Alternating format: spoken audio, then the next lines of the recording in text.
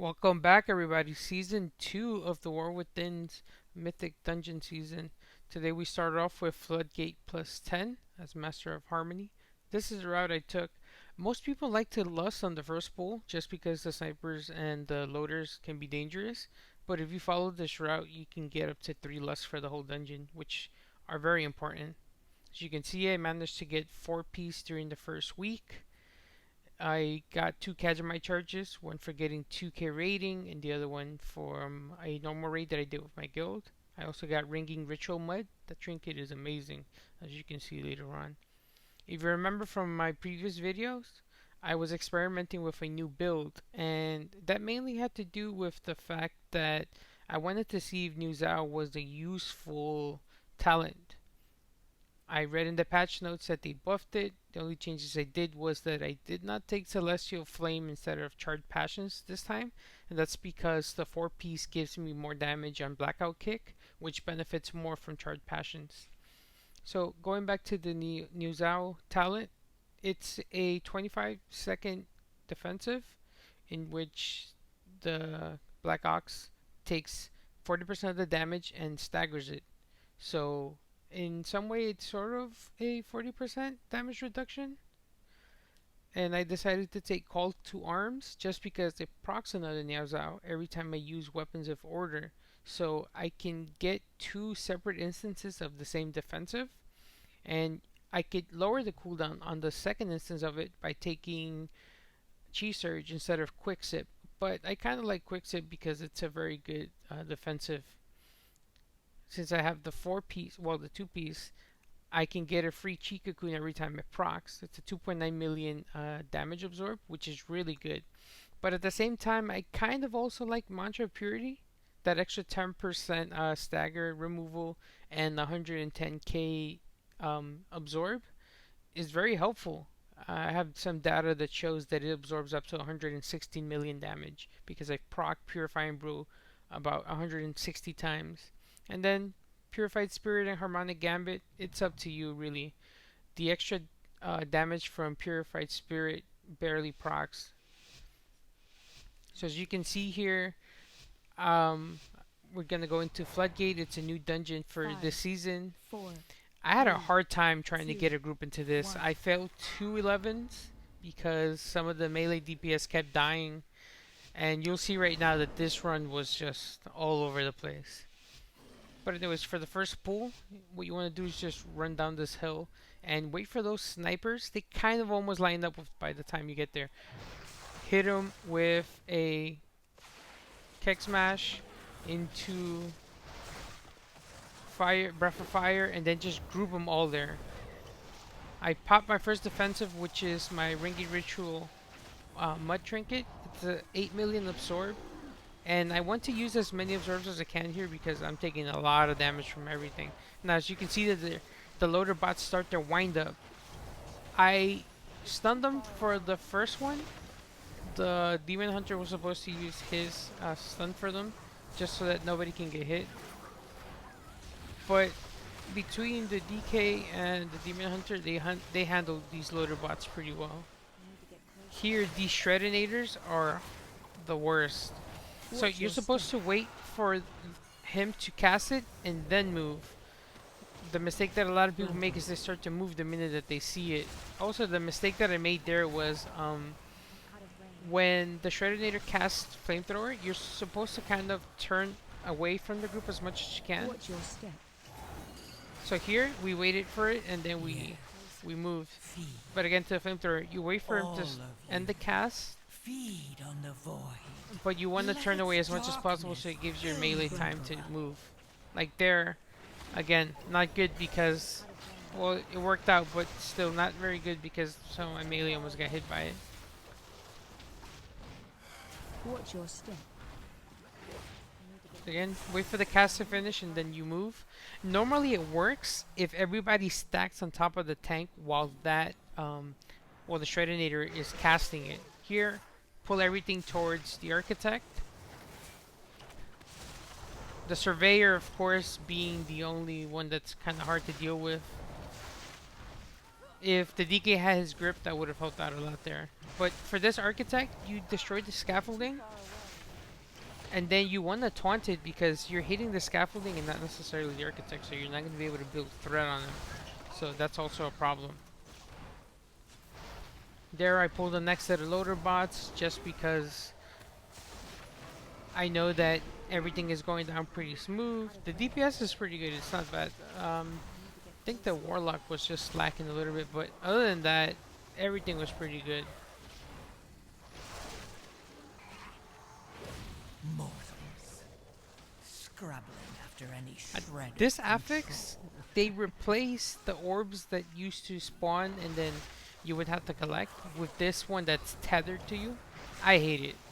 It's just impossible to get them. Sometimes everybody's running around trying to get somebody to run into it. It's impossible. The best way I've found and the group found out to do this is just by having one person run around and collect them. Here I'm letting them know that in the next pool you want to DPS the Demolitionist, and the reason for that is because the Demolitionist has an ability that drops large amounts of explosives in an area. If you CC it, Watch your step. it doesn't go off. Right, so there I stunned it, and then I'm gonna use my paralysis next. And the whole point is for you to reset the cast if you can't get it to go off. There, sadly, nobody else took care of it, and that's what happens. So if you get enough CC and you focus DPS it, it makes this pack pretty easy to clear out. Watch your step. There, as soon as he dies, I'm already looking towards the next pack.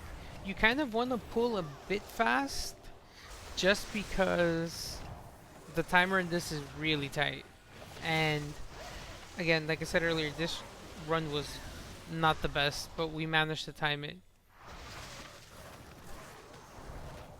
Here your priority should be the hyenas, because they apply a debuff on you that makes you take more damage the longer they attack, if you didn't interrupt their cast. So you'll see right now that I start to take a lot of damage. My stagger's in the red, and I'm trying to purify as much as I can. I did try to go training of Niuzao, the one that gives up to 15% mastery every time you purify. Oh well, it's based on your stagger, sorry.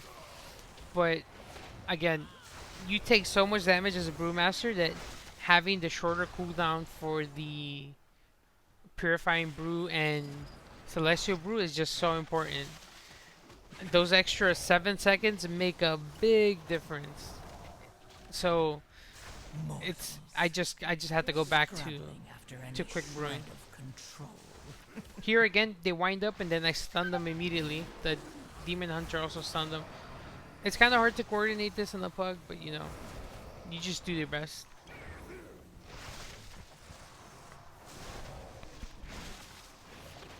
Here you just try to DPS as best as you can. I could have ring a piece these, but the healer did a pretty good job trying to make sure that everybody was topped off. And not to mention they kited them pretty well.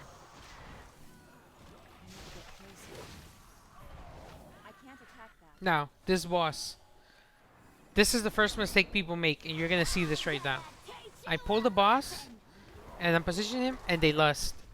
You're supposed to lust after you destroy the first set of drones, because the boss takes 125% more damage, I think it is. So, save your lust until after you defeat the first pack of mobs. So make sure that you let them know before the boss to save lust until after the first set of ads are destroyed. Defensive. You can see that you don't have to chase them because they come back. So while she's doing this, she's taking more damage. If you lust there, you can easily get 45% of the health down.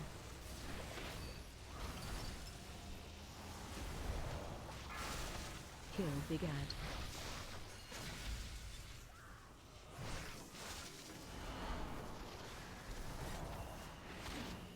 The only thing that's a little bit difficult here sometimes is just getting aggro on all of these drones. So that's something that honestly I struggled with here. And I think what I should have done, which would have been a lot smarter, was drop my Black Ox statue a little bit to the left of the boss, and then just AoE taunted everything. But when I tried to do it, I don't know, it kind of bugged out or something, and it didn't want to taunt all of them. Luckily, most of our DPS are melee, so they kind of already have to converge in on us either way. Mortals, scrabbling after any shred of control. And again, here I'm tanking him pretty close to the edge of that Attack shield. electrified floor, just because I want to conserve as much space as I can. So, again, taking more damage, dropping fast. See? He takes 200% more damage. If you lust there, it's a huge chunk of damage that they're gonna take. We dropped it right now from 35%, I think it was, all the way down to 8. So 30% Defensive. in one cycle. Here you can just opt to just focus on the boss while everything gets aggroed. Just drop it because it's pretty much gone.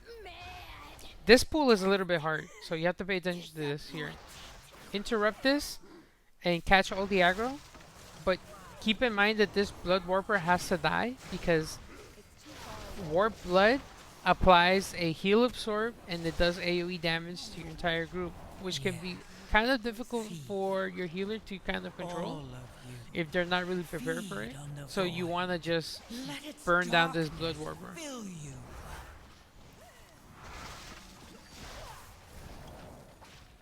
As you can see, I'm constantly in the red Stagger here. That's one of the biggest problems that I see the Brewmasters have here. I had to use my Fortifying Brew. I started to panic a little bit. Figured I'm gonna die to trash here. That would have been insane. And again, for this next pull, you're gonna see why it's important to DPS the Demolitionist. And here, while I'm waiting for everyone, I mark it.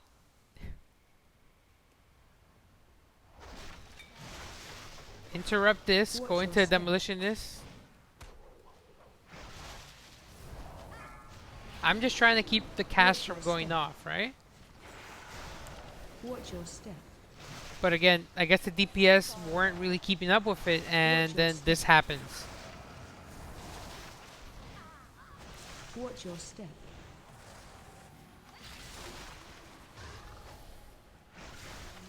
Yep, both melee die. So, I think they were trying to tunnel one of the ads, maybe the Demolitionist, but they should have run away, and they didn't, and they died. Yeah. Feed. And I kind of let them know that's kind of why you gotta DPS the Demolitionist, Feed on the void. because it can literally kill everyone. Darkness fill you. So I'm looking at my map just to see where they're at, and I'm pinging them. Don't come back to where I am because you're gonna waste time. If we're all going here, you can just run across the water there. I'll pull everything to us and then just come along. Here I had to use Dampen Harm just to make sure that it wouldn't get clipped. Now the problem here is that those red circles, they spawn a barrage, as you can see. So you don't want to run through them. The ads ran through them and then all hell broke loose. Also, these divers, they drop to form charges. So you have to move away from them because if you don't, they'll blow up and they'll kill everyone. Now, as if it wasn't hectic enough already that we have to deal with all of this, we're bursting them down, DPSing them down, and I'm not paying attention to the map, and you're gonna see what happens right now. I'm more focused on surviving and not dying.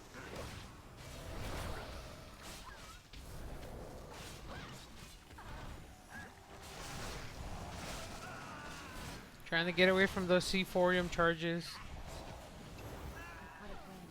And then guess what? Boom. Zeppelin barrage into snipers, into the C4ium charge. Everything is just going absolutely wrong here. Feed on the void. And as if that wasn't enough, Darkness fill you. I disconnect. I disconnect during this pull. My character was just done. Luckily, they managed to kill everything. I guess I kind of tanked everything till I died. And we continued. Don't mind the chat. Scrabbling after any shred of control. And this here, we were doing pretty good. The damage is pretty good. We're moving along great. Don't have to worry about anything. And then I continue to pull, like, again, I'm just trying to chain everything as much as I can. And here, this is a bit of a risky pull because getting close to the scaffolding to get the architect out, you kind of want to move him away from there. The DK just starts gripping with the abomination limbs. It starts gripping these crabs. Now, the problem with these crabs is that if you are slowed, they will do a large amount of damage with that pinch. So, the melee DPS got hit by one of these, and they were already down to like 40%. So, I didn't have any more defensives. I'm out of defensives. And what I should have done here was I should have just started kiting them, but I stood there. And I'm just getting torn up. I get killed. Yes. I'm destroyed. Feed. All of you. And we're trying to figure out what happened. At this point, I'm just like, this run is probably done. Because the timing here is just it's so tight.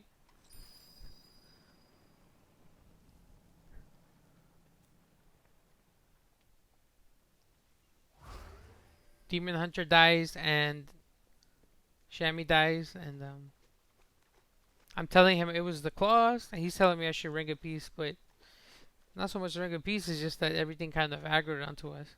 This mob got bugged because the Demon Hunter decided to kind of imprison it.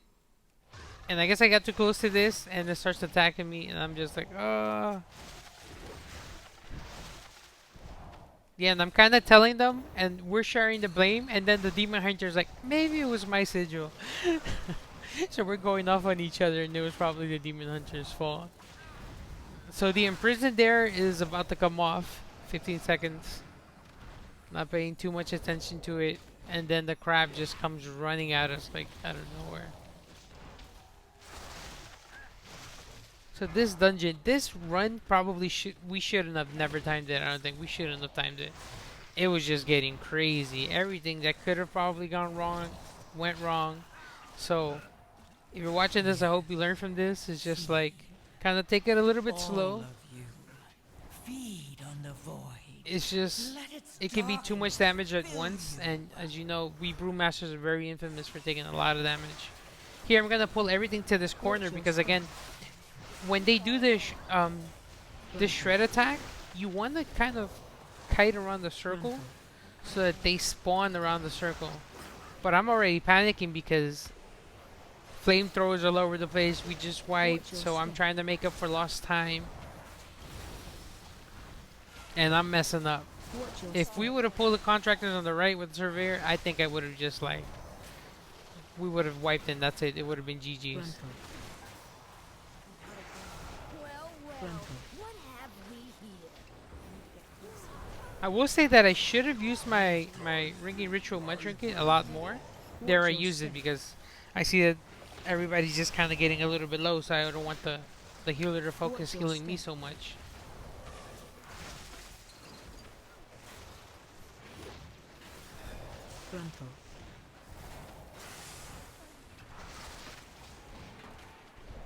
This is such a crazy little pull right there. I'll probably work on refining this just so that it's not so bad. But anyways, here, I kind of like these kind of fights. They're interesting. It's kind of like the one boss fight in Stonewall, where you have to burn both of the bosses evenly because they kind of have an enrage once the other one dies. They have something like this. I think it's in Mechagon. And then in Motherlode they have it with Azarok, but not really so much. You know, when the ads die, like it's beneficial. But anyways, here the DPS have to kite his charge into the bombs, right? So I noticed that we have one really far, and I managed to get it. It clips the DK. But again, that's why you have to pay attention. And this is stupid. Like, why am I running towards the other boss with my back towards the one that really chunks me out? Always hasty provocation. Amazing talent. makes him run Defensive. 50% faster towards you. All of you. It helps a lot here. Feed on the Stand still! I ain't done with you. Bront. Here the Warlock did really good, but they got murdered because they Target you. had very low health. And here again, this was just like horrible. I'm just trying to look at what direction I'm gonna go into. Defensive. There, the DK gets knocked up. He blows up 2 bombs, but we still have one that's about to go off. Frontal. And it goes off, and it almost kills everyone. So these fights are like, there's a lot going on, but I promise you, it's a simple fight. It's a very simple fight. Defensive. All of the bombs kind of land next to us. I'll get him, boy. There, the DK was just kind of like wandering. Target you. Here, there was no way I could have gotten these two, so I'm just like, I'll pick one. And already, I'm kind of already panicking because Quickfuse is about to die, and Bront Defensive. hits. Frontal. It hits.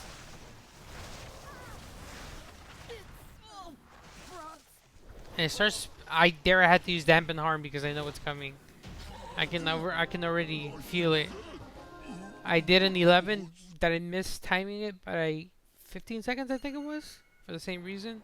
A lot of the people started dying in these weird situations.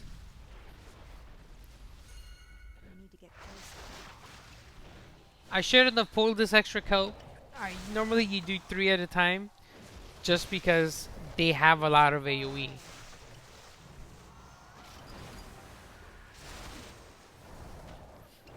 So a lot of credit goes to the healer because dang, they did a lot to keep us all up.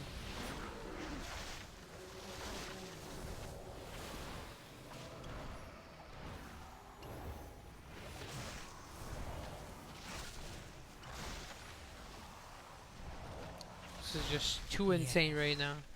feed. All of you. Feed on the void. Let its darkness fill you. Decide to just go ahead. It's about to die, and I want to start this little RP.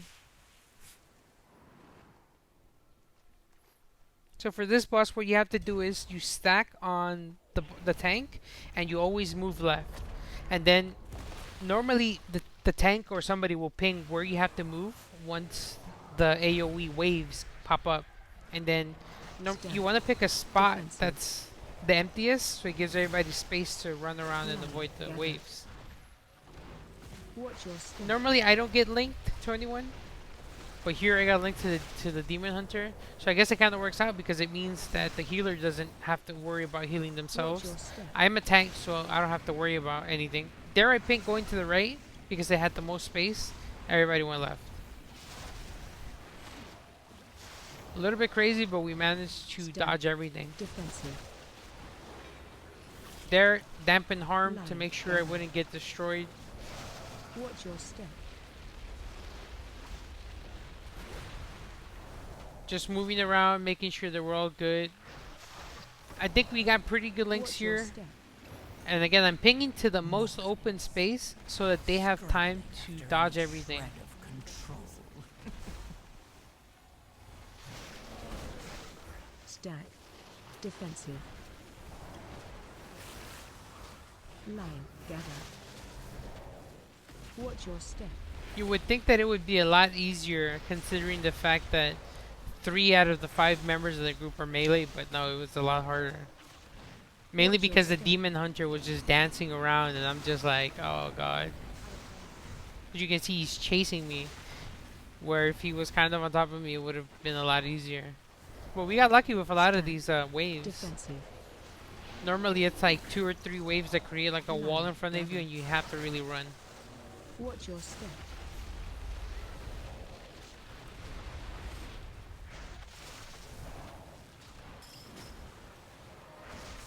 Watch your step.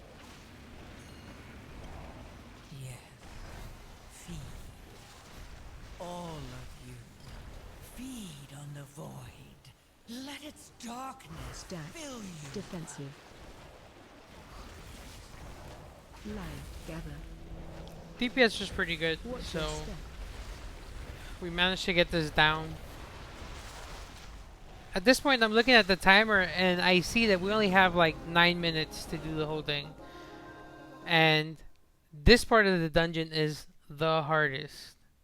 Just because there's literally like 4 mini bosses here. But this guy, Bubbles, crazy. So what you want to do is you kind of want to pull him back. Watch your step. And this is where your absorbs come in handy. So Bront. there, I absorb 1, 2. Diffuse magic just to help with the damage. Really good AMZ. I should have stood in it. I don't know why I didn't. Watch your step. But here for this next one, I'm trying to clear some. You have to clear the bubbles because you don't want your melee or anybody to run into it, right? So there I clear 2 AoE just to open up the Shred space. of control. You don't have to clear all of them. Just clear enough so that everybody can move around. Which was something that I learned the hard way because I didn't know I could absorb them without everyone else not taking Watch damage. your step. I just figured we had to just not bump into them. But as you can see, they can easily overtake everything. There I had to use Ring and Ritual Mud and I absorbed everything. As many, I think I absorbed like 4 there. And this is a lot of uses for your Black Ox statue you're gonna have in a lot of these dungeons. If you remember in last season, Necrotic Weight, I think it was Nazruda. Should have been Nazruda. Where you Black Ox statue all of the casters and kind of run and they group up. You can do that with a lot of these packs. You drop the statue and then they all run to it. Casters even. Which as you know, it's kind of hard for us to grip or to group up casters because we only have an interrupt and then we just have to hope that they run into us after that, right? But Black Ox statue, what it does is it groups all of the packs and makes it easier for you to kind of aggro them. So you get a lot of uses for that in a lot of these dungeons. Motherlode, Mechagon, this one, Floodgate. Your Black Ox statue is just a really good talent. You definitely recommend taking it. So for this, I saw that the other ads were pretty much dead. You want to hard CC or soft CC these inspectors just because you know that they take like a lot of, they can do a lot of damage with the frontal and it's dangerous, especially considering the fact that we have 3 melee. You don't want to have anybody get one shot because they take 2 frontals together back to back. So here we're down to 6 minutes. We've already spent 3 minutes clearing halfway into it. And this is not even the hard part. This is the hard part. These next 2 fools, this one and the next one. There's a lot of AoE here that you kind of have to deal with, right? Dodging the swirls, which by the way, love the new animations. It makes it really clear where everything is going to fall. It's a bit hard to see in some of the old season 1 dungeons, but this definitely helps a lot. You can see everything a lot more clear. You know what you have to dodge. Here interrupts are important. They're super important.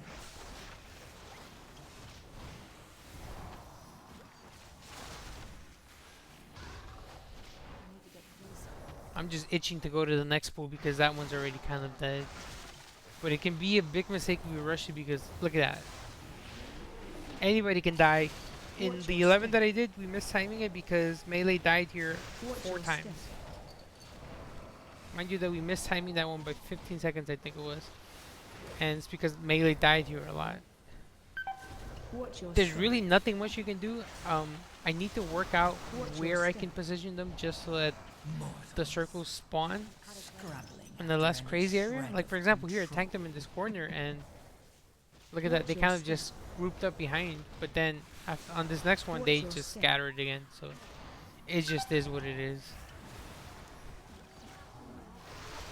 I'm just gonna touch of death one of them.